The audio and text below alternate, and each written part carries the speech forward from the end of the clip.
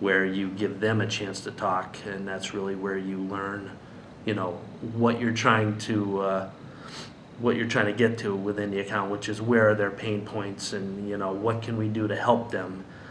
So it's imperative to get them talking, and in order to do that, you should have a list of smart fact-finding questions prepared ahead of time. After some research has been done on the account, get to know, what's going on within the organization, and then based on what you've uncovered for information, have some good questions that might lead to some action items. Just an example of a good fact-finding question. I'll do a little role play with Mark here, just to give you an idea of what I would consider would be a good question or lead-in. So Mark, explain to me your current situation as it relates to managing your document output and your document workflow.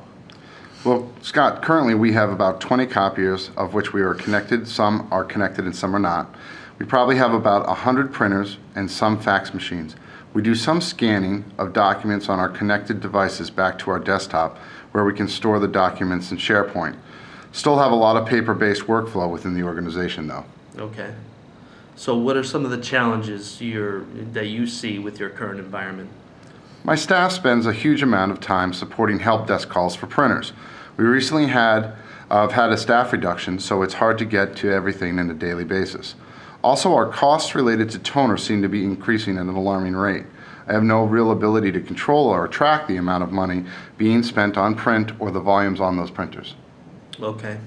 That's a common problem that we hear. Konica Minolta has been successful helping other clients with similar concerns, basically help them optimize their print environment. The first step towards that would be to find any areas, identify areas where there may be some consolidation of assets that could take place. Make sure to get the right equipment in the right areas to do the right types of jobs the most cost-effective way. Also, we have solutions that can automate the process of just managing that whole print environment. Anything from the supply replenishment, we can automate that process, the placing of service calls. You can get remote reports to your desktop to see who's doing what, so you have a handle on what kind of print volume is going on within the organization, and from there you can make fact-based decisions as to how you might be able to improve and or adjust, your strategy. The result of those types of assessments that we've done for other companies, basically the advantages to you is IT would now have more time to focus on the core job requirements that they have and what their core responsibilities are, rather than printer-related help desk calls. Also, the reduction in costs just by having a fixed cost per page on the print devices allows you to save money, and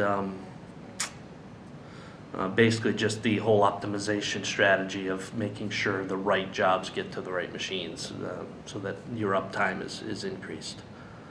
Does that sound like something that would interest you to look further into that? Absolutely. That sounds interesting. Okay. So that's just an example of a thought starter question.